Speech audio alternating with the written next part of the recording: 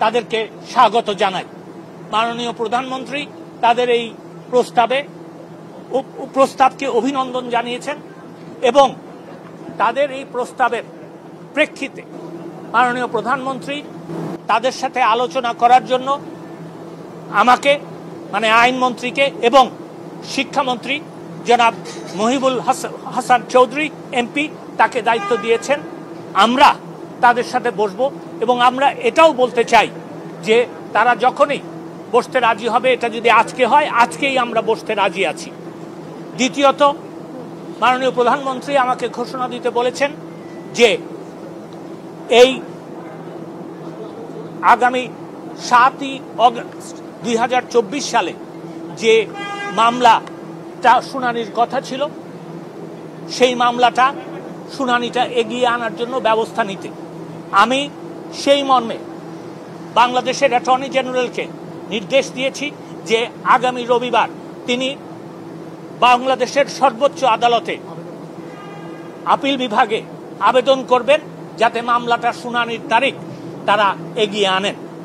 তৃতীয়ত হচ্ছে যে আপনারা জানেন যে গতকালকে মাননীয় প্রধানমন্ত্রী তার ভাষণে বিচার বিভাগীয় তদন্ত কমিটির কথা ঘোষণা দিয়েছিলেন।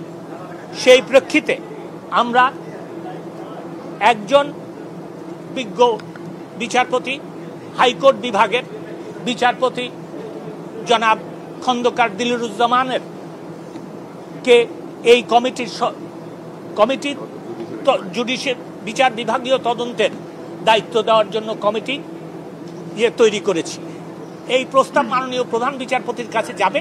মাননীয় প্রধান বিচারপতি আমার বিশ্বাস নিশ্চয়ই সরকারের যেহেতু এটা দায়িত্ব তিনি সেই প্রেক্ষিতে মাননীয় বিচারপতি জনাব দিলরুজ্জামানকে না আরেকটা কথা ভুলে গেছি আমি এই প্রেক্ষিতে দেখেন আমরা দেখেছি এবং বিশদভাবে আমরা পরীক্ষা নিরীক্ষা পর্যালোচনা সবই করেছি। দেখা যায় যে যারা কোমলমতি কোটা বিরোধী আন্দোলন করছেন যে শিক্ষার্থীরা তাদের কিন্তু এই কটা দাবি ছিল এবং যেহেতু সরকার তাদের দিক বিবেচনা করে এই দাবিগুলিতে রাজি হয়েছেন, আমার মনে হয় আজকের থেকে আন্দোলন করার আর কোনো প্রয়োজন নাই। আমি সেই কারণে তাদেরকে আহ্বান জানাচ্ছি, অনুরোধ করছি, একজন পিতৃতুল্য নাগরিক হিসাবে আমি তাদেরকে অনুরোধ করছি যে তারা যেন এই সহিংসতা বন্ধ করে এবং এই আন্দোলন প্রত্যাহার বা স্থগিত করে। আমি এইটুকু বলতে চাই। আপনাদের জন্য কোনো প্রশ্ন থাকে আমি নিতে রাজি আছি। আজকে তারা প্রস্তাব দিয়েছে তারা আলোচনা করতে রাজি আছে। আজকে আমরা রাজি হয়েছি। এটা দেরি কোথায় হলো আপনি আমাকে বলে দেন। একজন কথা বলেন, সরকার কি আদর্শিকভাবে কোটা সংস্কারের পক্ষে যাচ্ছে কি যাচ্ছে না? আমি পরিষ্কারভাবে একটা কথা বলতে চাই। আমি এর আগেও বলেছি, আমি এখনো বলছি, মামলাটা আদালতে আছে, তাও সর্বোচ্চ আদালতে।